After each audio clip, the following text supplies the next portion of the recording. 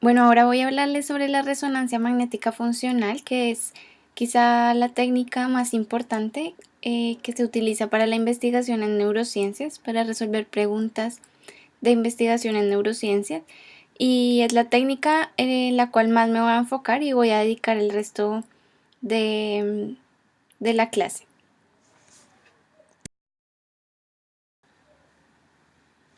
Primero, bueno, quiero mostrarles este video introductorio antes de empezar con el tópico de la resonancia magnética. Your brain is a marvelous thing.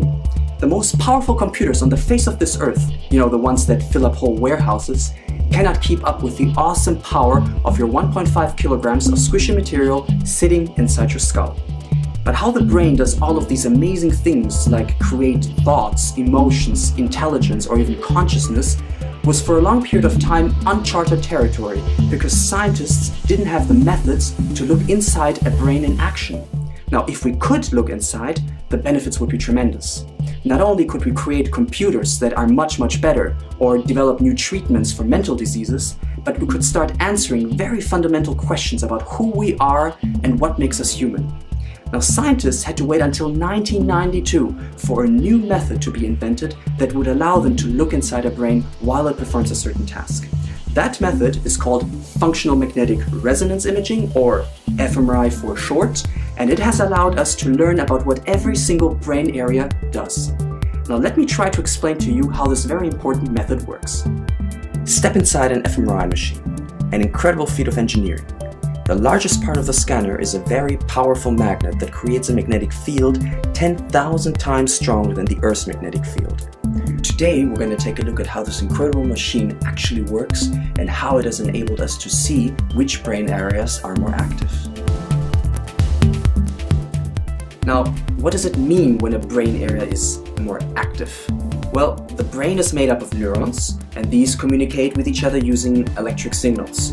Now, a brain area is more active when the neurons inside that brain area start sending more signals than before.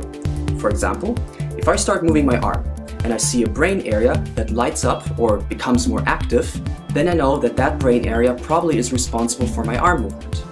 Now, it is possible to measure electric signals directly from the scalp, but the problem is finding the exact origin of that signal because all brain areas are sending signals all the time and overlaying with the signal that you actually want to measure. Now, fMRI can solve that problem, but it involves three things. Neurons have a pretty nifty trick up their sleeve. When they become more active, they need more oxygen, which they get from red blood cells. So what they do is they actually widen the blood vessels surrounding them in order to attract more oxygenated blood. Now that means when a neuron becomes more active, the oxygen concentration in the blood increases there as well. Our bodies are mainly made up of water, and each water molecule has something called a spin, which gives it its magnetic property. Now, you know how a compass always points to the north because it wants to realign with the Earth's magnetic field? Well, you can do the same thing with water molecules, but you need a much stronger magnet, like the one from an fMRI machine, to achieve something like that. Now, suppose you have them aligned in your strong magnetic field, like that, and you add a little bit of energy in form of radio waves, you can actually force them into yet another alignment, something like this. Now, if you stop sending radio waves, they will start to be attracted to the strong magnetic field and wobble back to it. Now, as they do that, they send radio waves back to you. Now, in the beginning, you can see that they're very much aligned to each other and that they send radio waves at the same time. So that means the radio waves can add up to give you a very strong signal. But with time, they start to desynchronize and send radio waves at different points in time, which means the radio waves cannot add up and the signal that you measure weakens. That's like a team of tug-of-war pulling on a rope. They all have to pull at the same time so that their forces add up. Now, with time, as the water molecules desynchronize, your signal becomes weaker and weaker and weaker. And with that, we're now ready for the final piece of the puzzle. Magnetic fields, like this one here, can have small disturbances in them that cause water molecules to desynchronize faster. Think of two coins spinning on your desk and one of them constantly bumping into other objects. well, that one will stop spinning earlier, right? Well, the same goes for water molecules. Turns out that deoxygenated blood causes such disturbances, while oxygenated blood doesn't. So now we can put everything together. A brain area becomes more active, causes the blood vessels to widen, meaning more oxygenated blood flowing towards it. That means less magnetic field disturbances, the spins synchronizing for a longer period of time, and the signal that we want to measure staying for a longer period of time. So in other words, what fMRI is doing, it looks at a particular brain area and repeatedly measures how long the signal stays. And when that signal starts staying longer, we know there's more oxygen, and we know that that brain area is becoming more active. Just 20 years ago, we hardly knew anything about the brain, but with fMRI, we were able to learn so much about what every single brain area is responsible for. Scientists are already looking at the next frontier in brain research. The Human Connectome Project is an example where scientists are currently looking into how the brain areas are connected to each other and how they work together depending on the task. The goal is to create a map of all connections inside the brain. Such brain maps would have tremendous value. We may one day be able to diagnose depression or schizophrenia by just looking at how the brain map of patients differs from healthy people. A brain map of such kind could also help explain how our tiny brain is capable of so many amazing things. Computer and brain scientists are already working together to build new powerful computers that mimic the human brain. Now, all of these advancements and many more were largely made possible by fMRI. But what I always find absolutely fascinating is that there is something out there that has the curiosity and the ability to look at itself to learn about how it works. And there's nothing else in the universe that can do that. And that blows my mind.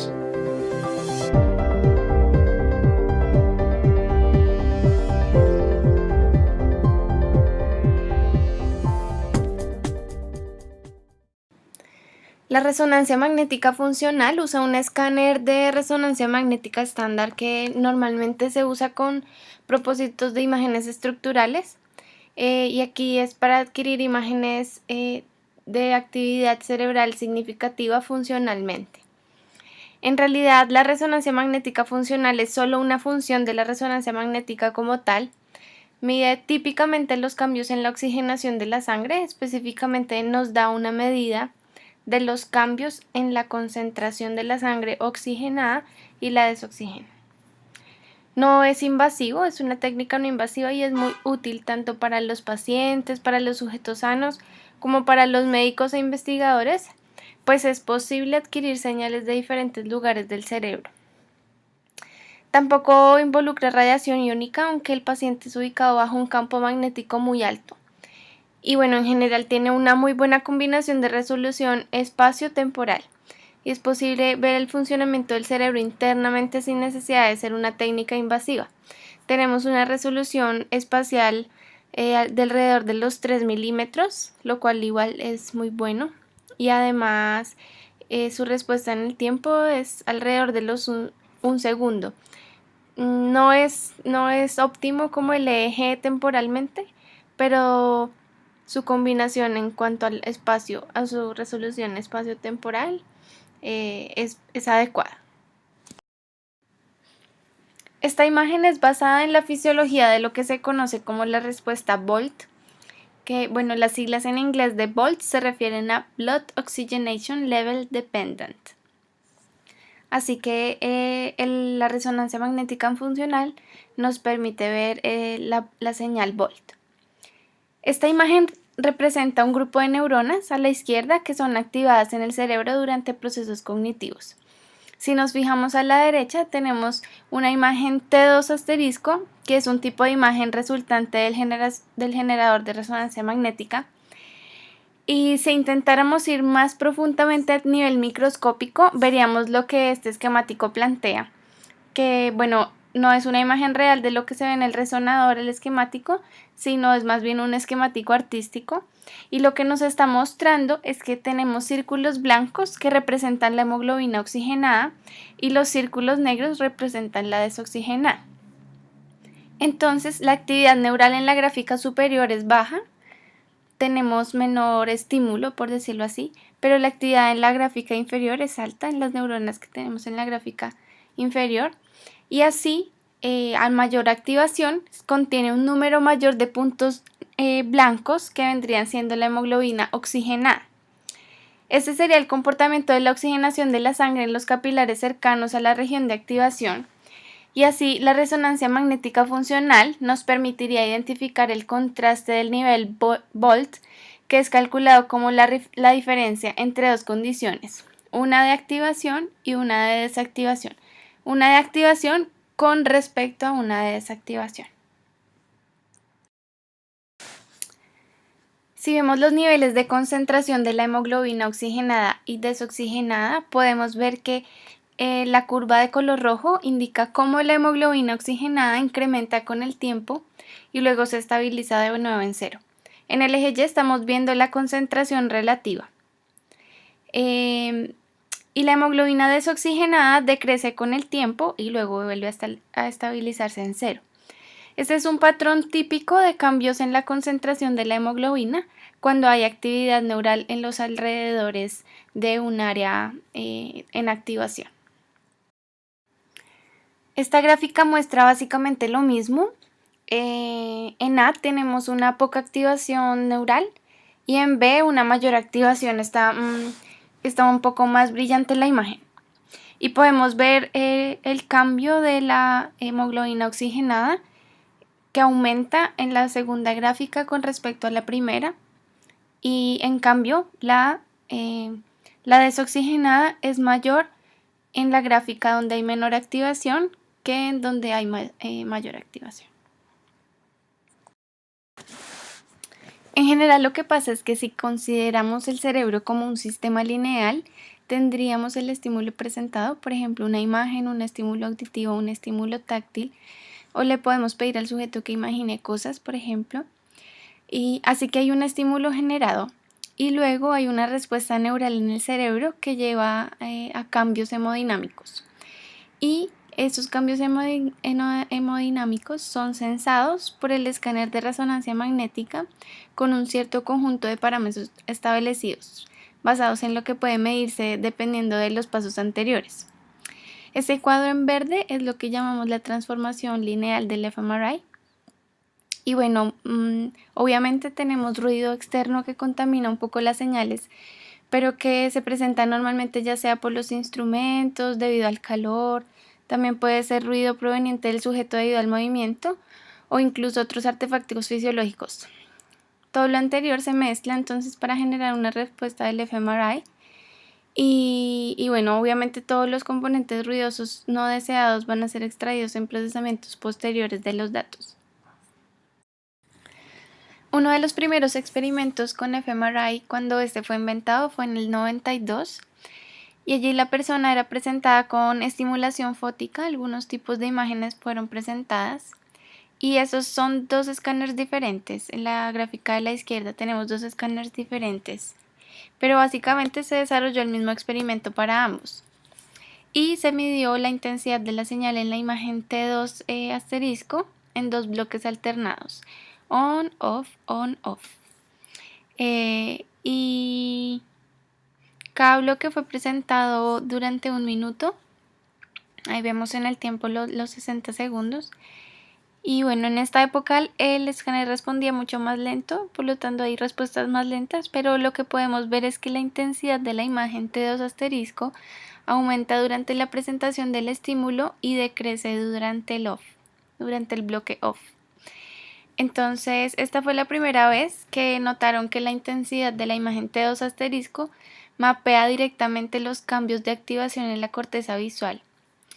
A la derecha tenemos el mismo tipo de respuesta que el del experimento del lado izquierdo, pero básicamente se hizo con un mayor número de imágenes. Y bueno, durante el tiempo se ve que se tiene el mismo tipo de respuesta que en el estudio que se hizo en el 92. Esta es una gráfica que muestra el crecimiento de las publicaciones que se hacen durante el fMRI. Y bueno, vemos un crecimiento exponencial y que representa la importancia de las neuroimágenes en general. Yo creo que representa la importancia de las neuroimágenes como herramienta de investigación muy importante, y en especial la resonancia magnética funcional,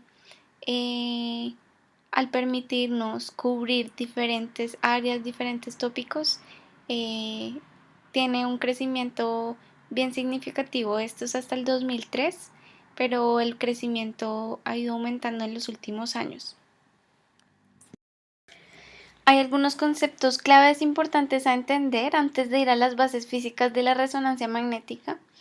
Y bueno, los términos que vamos a tratar son el contraste, la resolución espacial, la resolución temporal y la resolución funcional, que bueno, probablemente algunos de ustedes conocen ya estos términos desde otras técnicas que ya manejan.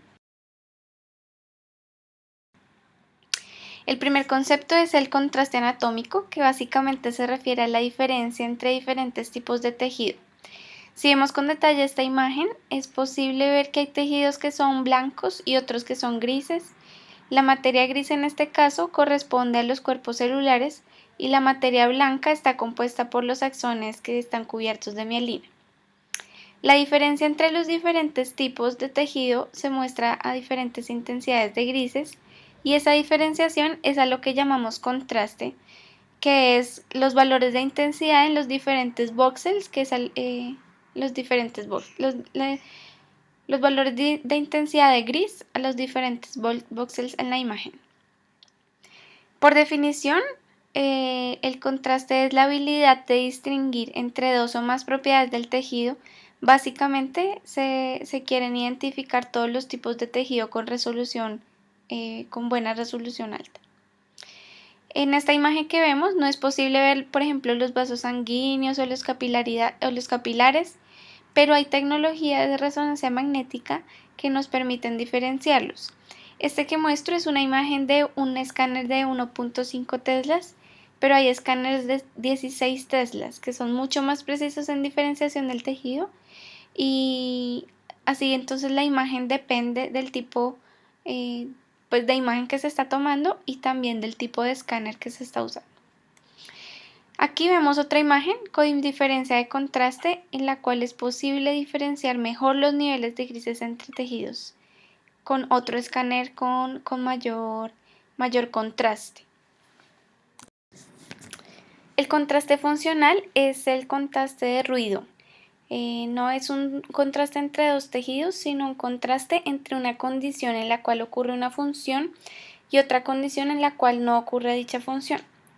Digamos que es para eliminar el ruido constante que existe en el resonador, en el escáner. Por ejemplo, digamos que hay una primera condición en la que es la condición de reposo, y otra condición en la cual la persona está moviendo su mano, y que se tienen varias medidas de bloques intercalados entre reposo, movimiento, reposo, movimiento. Entre mayor sea la diferencia y menos sea la varianza entre los datos de movimiento con respecto al reposo, mejor va a ser dicho contraste funcional. Así vemos entonces que el contraste funcional en la imagen a la izquierda es menor que en comparación con el contraste de la imagen a la derecha. En este caso, los escáneres con mayor potencia magnética son aquellos con mejor contraste funcional. Otro aspecto importante es la resolución espacial de los voxels. La resolución espacial es básicamente el tamaño del voxel, que es como un píxel de la imagen. Entre menor sea el tamaño del voxel, mayor es la resolución espacial. Así que si vemos, cada voxel contiene su propia información. Entre más pequeño el tamaño de los voxels, más voxels tenemos con una información independiente y podemos tener una mejor resolución en el espacio. Aquí la imagen muestra un zoom del cuadro rojo y vemos los voxels independientes. Por lo tanto, entre más voxels tengamos, más resolución vamos a tener. Por definición, un voxel es un prisma rectangular pequeño, que es la unidad de muestreo básica de la resonancia magnética funcional. Y un voxel típico es, por ejemplo, de 4 milímetros cúbicos, lo que quiere decir que 4 milímetros de ancho, 4 milímetros de largo y 4 milímetros de profundidad. y un voxel anatómico típico es de 1.5 milímetros cúbicos. Una resolución alta implica que entre más alto campo magnético aplicado, mayor debe ser el tiempo de adquisición del resonador.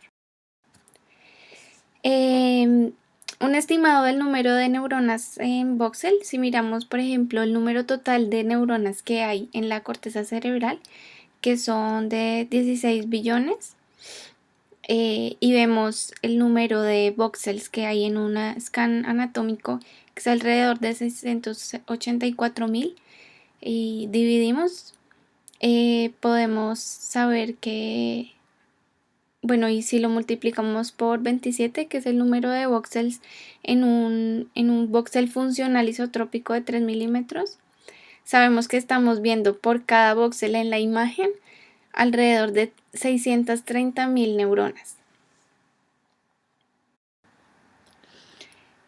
Aquí en esta diapositiva podemos ver ejemplos de diferentes imágenes a diferentes resoluciones espaciales.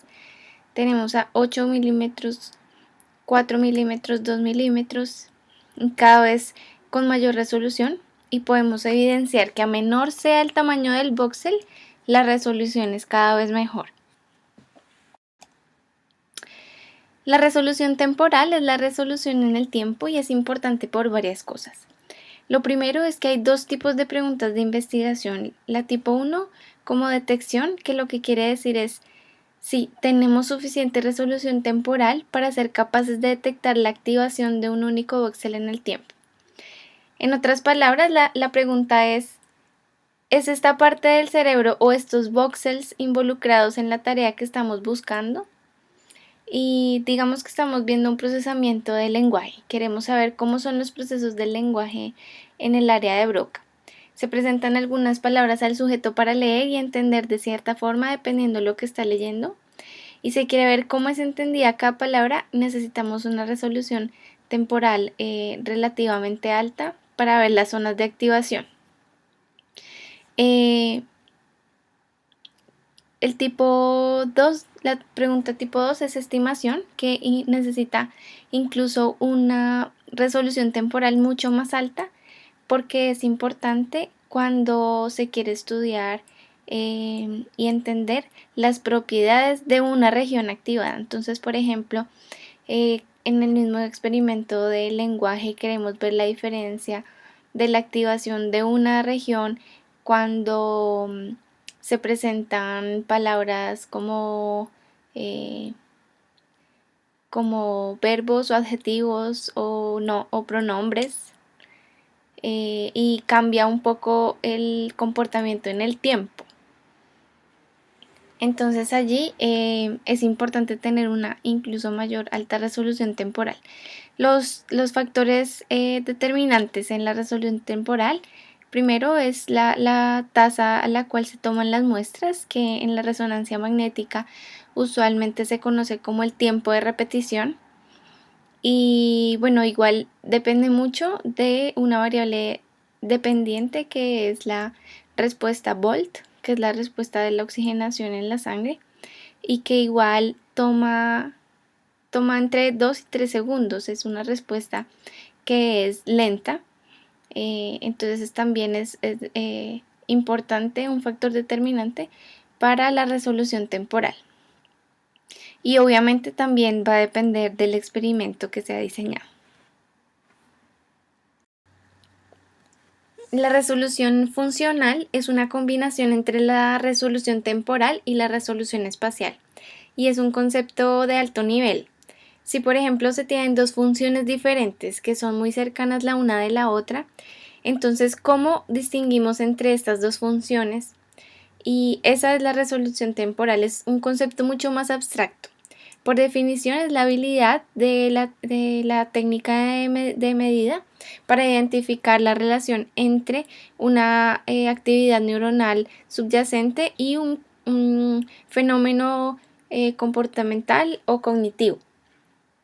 Y es limitada tanto por las propiedades intrínsecas de la medida del cerebro y también por la habilidad de manipular el diseño experimental. Algo importante a tener en cuenta es que a diferencia de la resolución temporal y la resolución espacial, de la resolución funcional no tenemos una medida específica o no es un parámetro que se debe especificar al momento de realizar los experimentos. Los componentes principales de un escáner de resonancia magnética son las bobinas de campo magnético estático, en donde la fuerza magnética es constante. Es un campo magnético generado por la corriente en las bobinas, y como se necesita un campo magnético muy alto, se necesita enviar una corriente muy alta. Y bueno, en general, cuando se envía corriente muy alta, se puede perder mucha potencia por disipación por calor. Así que las bobinas utilizan un material superconductor en el cual no hay muchas pérdidas de energía debido a disipación térmica. También se tienen bobinas de gradientes de campo magnético en los diferentes ejes X, Y y Z para manipular el campo magnético durante el escaneo de las imágenes. También hay bobinas de radiofrecuencia que envían ciertos pulsos de energía que son absorbidos por el tejido y luego liberados para ser detectados por el escáner. Luego tenemos, por supuesto, computadores para que la información se convierta a una forma visual, y se tienen también otro tipo de dispositivos para medir la frecuencia cardíaca, otras medidas fisiológicas, y dependiendo del experimento se pueden tener botones de respuesta, gafas tipo binoculares para estimulación visual, etcétera, entre otros componentes. Para entender el funcionamiento de la resonancia magnética, es importante entender un poco algunos conceptos de física cuántica. Entonces voy a mostrarles, a desglosar el video que les mostré, el video introductorio sobre resonancia magnética funcional, y voy a ir explicando cada uno de los principios físicos detallados.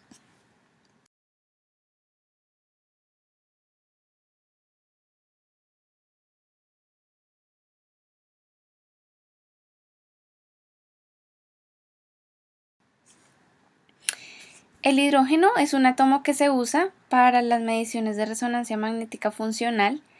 La primera razón es que nuestro cuerpo contiene mucha agua y el agua contiene hidrógeno. Y el hidrógeno tiene algunas propiedades que permiten que sea usado en la resonancia magnética funcional.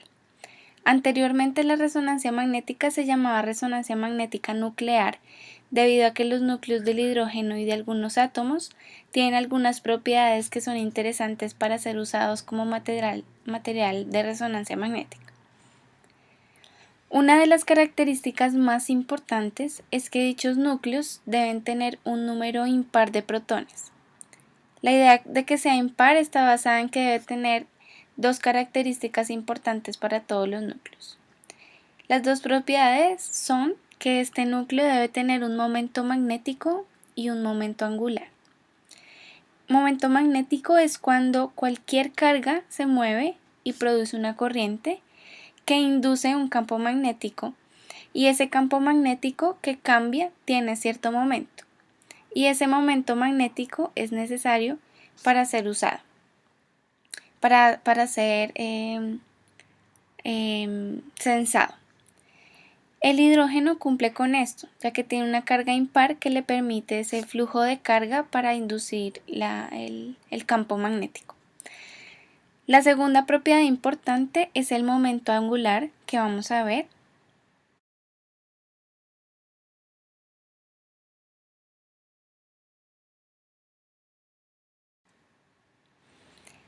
Este que estoy mostrando a la izquierda es un núcleo de hidrógeno, y el núcleo normalmente gira alrededor de un eje porque tiene cierta energía. Por lo tanto, tenemos muchos núcleos al tiempo que están girando en diferentes direcciones. Este giro, al tener una carga positiva que es impar, crea un campo magnético alrededor de él. Dicha corriente, ¿cierto? Porque al estar girando la carga, al estar moviéndose la carga, se genera una corriente que induce un campo magnético, y ese campo magnético está alrededor de él y es representado por el momento magnético aquí. Pero también su giro, y debido a su masa, produce un momento angular. En la figura B lo podemos ver como la representación de un imán que tiene un momento magnético y que gira sobre su eje, sobre un eje. Por lo tanto, tiene momento angular. Ambos entonces están en la misma dirección, tanto el momento magnético como el momento angular.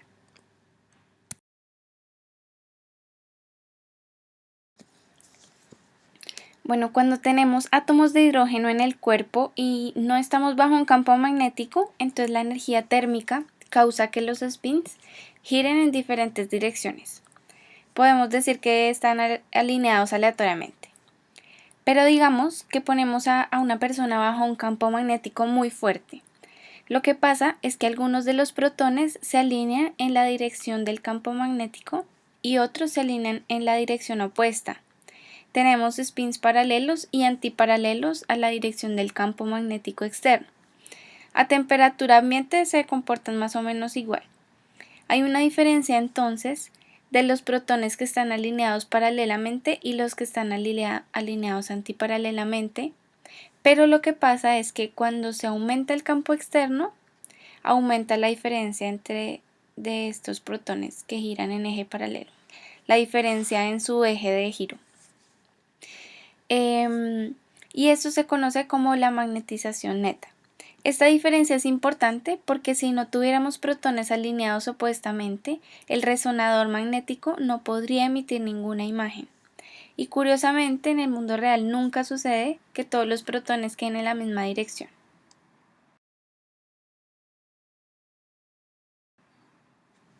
Cuando se pone un protón en un campo magnético, gira.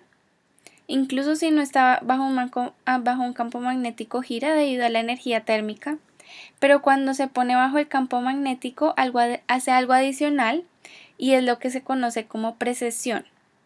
La precesión es el cambio del eje de giro al eje inducido por el campo magnético externo, y el eje de precesión es paralelo a dicho campo. Ahora, ¿por qué sucede eso? Un trompo, por ejemplo, es un análogo de lo que sucede en la precesión. Cuando lanzamos un trompo, este gira y su eje de giro es vertical, pero con el tiempo pierde energía y influido por la gravedad cambia su eje de giro. Pero inicialmente la fuerza de giro es la que lo mantiene en giro sobre el eje vertical. En el caso de los spins, la fuerza del campo magnético es la que los alinea al eje vertical, por tanto, pues no al vertical, pero sí al del campo magnético externo. Por lo tanto, este término de precesión es importante en la resonancia magnética.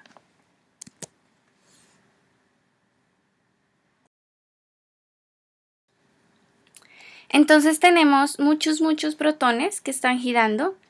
Luego son puestos bajo un campo magnético y algunos de ellos están paralelos al campo magnético y otros antiparalelos. Están en estados de energía diferentes. Los que están paralelos al campo magnético están en un estado energético bajo, debido a que los estados energéticos más bajos son los que son más estables. Como cuando tiramos cualquier objeto al suelo, si queremos tenerlo en un estado inestable, como en el aire, hay que ejercer cierto tipo de fuerza. Los estados energéticos más altos son aquellos que se ubican antiparalelamente al campo. Y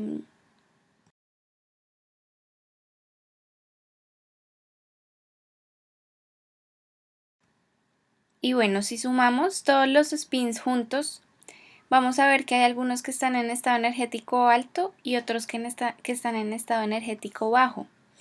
Por lo general tenemos un grupo mayor en el estado energético bajo, por obvias razones, porque es el estado más estable. Y bueno, la diferencia entre ellos, entre los paralelos y antiparalelos, puede hacerse cada vez mayor aumentando el campo magnético externo o bajando la temperatura, pero la temperatura corporal de la persona no la podemos modificar. Entonces, entre mayor campo magnético aplicado, mayor es la magnetización neta, que es la diferencia entre los spins paralelos y los antiparalelos al campo magnético. Tenemos esto entonces, la figura A muestra las circunstancias normales cuando ponemos una persona en el escáner. Tenemos un leve número mayor de protones en estado energético menor, por lo tanto hay una magnetización neta vertical en este caso. Lo que sucede que se muestra en la gráfica B es que cuando los protones están girando pero empiezan a cambiar su eje de giro debido a la precesión y hay una frecuencia de precesión, en el hidrógeno esta frecuencia de precesión es de 42 MHz por cada tesla de campo magnético, así que un resonador de 1.5 tesla tiene una frecuencia alrededor de 60 MHz. Si aplicamos una frecuencia energética de radiofrecuencia, algunos de los protones que absorben esta energía se mueven al nivel energético más alto. Esa frecuencia de precesión es muy importante y cuando aplicamos pulsos de radiofrecuencia, es muy importante cuando aplicamos los pulsos de radiofrecuencia, porque esos pulsos son pulsos de campo electromagnético que liberan fotones. Los fotones van a golpear el núcleo y dicho núcleo recibe por tanto energía, lo cual hace subir de estado energético y cuando se mueve al siguiente estado energético, entre más fotones y más energía aplicamos, más protones se mueven al siguiente nivel. En ese momento la diferencia entre protones que están a un nivel energético bajo y los que están a un nivel energético alto se hace menor. Una vez se detiene la excitación, lo que sucede es que aquellos protones que están a niveles energéticos altos de nuevo vuelven a estados energéticos bajos y cuando lo hacen liberan energía. Esa liberación de energía puede ser detectada por las mismas bobinas que de hecho excitaron enviando los pulsos de radiofrecuencia. Ese es el principio simple de la resonancia magnética.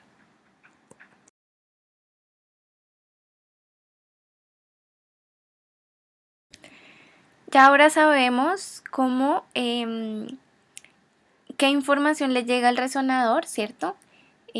Pero ahora quiero que veamos un poco cómo es la formación de la imagen a partir de esta información. La idea central es que la localización espacial en el tejido puede ser codificada por la señal de resonancia magnética en términos de la frecuencia de la excitación. La frecuencia Larmor es proporcional al campo magnético y varía dependiendo del tejido. Esta frecuencia Larmor es la misma frecuencia de precesión. Así es como se puede extraer una imagen codificando diferentes frecuencias. Para cada voxel vamos a tener una frecuencia única. Vamos a ver. Un campo gradiente tridimensional puede permitir una correspondencia única entre la ubicación espacial y el campo magnético. Usando esta información es posible generar mapas que contienen información espacial, es decir, las imágenes. Dicho gradiente puede ser dividido en gradiente de B, que es el campo magnético, con respecto a la dirección X, gradiente del campo con respecto a la dirección y gradiente del campo con respecto a la dirección Z. Cada uno de estos cambios nos permite diferentes frecuencias a lo largo de los ejes, debido a que la frecuencia Larmor es proporcional al campo magnético. Al ser capaces de manipular el campo magnético en diferentes posiciones, somos capaces de manipular las frecuencias y dichas frecuencias van a estar relacionadas con la localización espacial. En esta imagen les quiero explicar un poco lo mismo que les he dicho anteriormente. Vemos un cerebro tridimensional. La dirección Z siempre va a ser la dirección a la que va a ir el campo magnético. Si tomamos cortes del cerebro en la dirección Z, cada corte va a tener dos componentes espaciales, X y Y. Podemos manipular el campo magnético a lo largo de estas dos direcciones, aumentándolo gradualmente. Lo que sucede entonces es que en cualquier ubicación, la frecuencia Larmor va a depender del campo magnético. Cuando se transforma la señal, se hace transformada de Fourier, entonces los datos van a contener los componentes frecuenciales de los protones que se encuentran en este corte específico. Dicha información luego la podemos convertir en la imagen.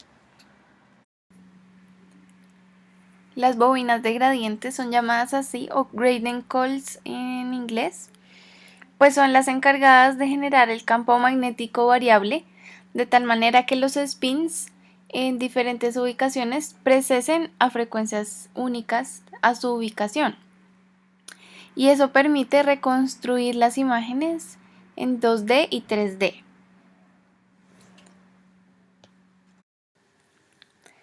Si vemos en cualquier dirección, digamos la dirección X, vemos que debido a la diferencia del campo magnético a lo largo de la dirección X, tenemos que la precesión de los protones tienen diferentes fases.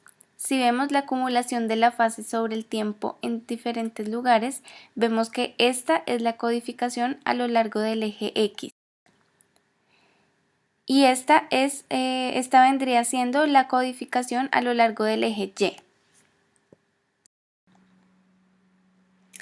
Hablemos ahora sobre las secuencias de pulso. Aquí vemos una muestra de lo que es una secuencia de pulso, pero bueno, se pueden usar otras. Esta es solo un ejemplo y esta es una convención. Si lo vemos, tenemos gradientes en X, Y y Z que son aplicados. El gradiente Z es básicamente la selección del corte de cerebro donde vamos a ver como la rebanada en la cual vamos a estar ubicados. La primera cosa que se hace es que se aplica un gradiente Z y al mismo tiempo se envía un pulso de radiofrecuencia para dicho corte del cerebro. Hay algunos pasos en lo que se conoce como la localización 3D. Sabemos que el resonador solo puede detectar el total de señal de radiofrecuencia dentro de la bobina de radiofrecuencia. Recordemos que la bobina es la que emite, pero al tiempo detecta. Lo primero es que excita y recibe la magnetización de una rebanada al cerebro del sujeto con componentes X y Y.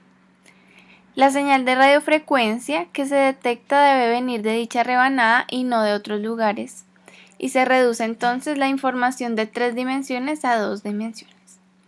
Luego, deliberadamente se hace la fuerza del campo magnético dependiente de la ubicación de la rebanada. Y bueno, sabemos que por medio de la magnitud del campo magnético entonces podemos manipular la frecuencia de la señal de radiofrecuencia dependiendo de su ubicación.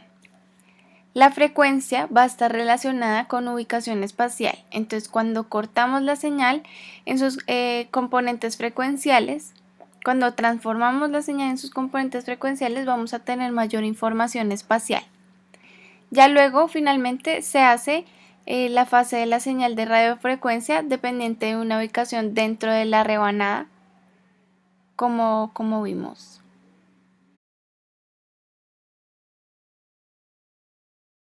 The magnetic field strength of an MRI machine is measured in Tesla. The majority of MRI systems in clinical practice are 1.5 or 3 Tesla, referred to as 1.5 or 3T. These produce an extremely strong magnetic field, up to 50,000 times that of the Earth's magnetic field.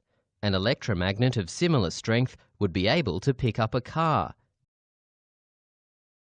The body is made up of 70% water, which is composed of hydrogen and oxygen atoms. MRI relies on the magnetic properties of hydrogen atoms to produce images. The hydrogen nucleus is composed of a single proton with no neutrons. As a spinning charged particle, this produces a magnetic field called a magnetic moment. Normally, the protons are orientated randomly, so there is no overall magnetic field. The components of the MRI system include the primary magnet, gradient magnets, radio frequency coils, and the computer system.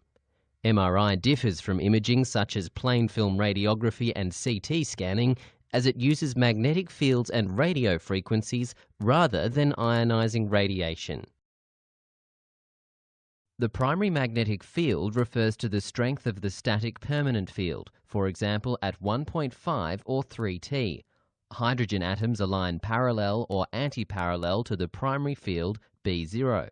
This is called longitudinal magnetization in the long axis of the magnetic field.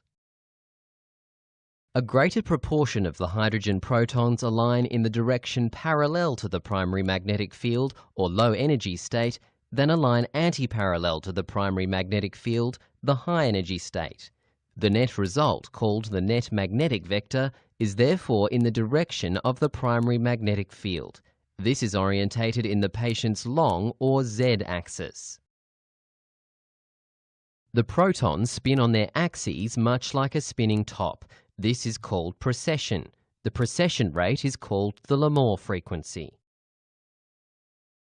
When protons precess together, this is known as in phase. When protons precess separately, this is known as out of phase. The frequency changes in proportion to the magnetic field. At 1.5 Tesla, this is 63.9 MHz. The gradient coils generate secondary magnetic fields over the primary field. They are located within the bore of the primary magnet. They are arranged in opposition to each other to produce positive and negative poles. The arrangement of these gradient coils gives MRI the capacity to image directionally along the Z, X and Y axis. There are 3 gradient coils which are named according to the axis along which they act.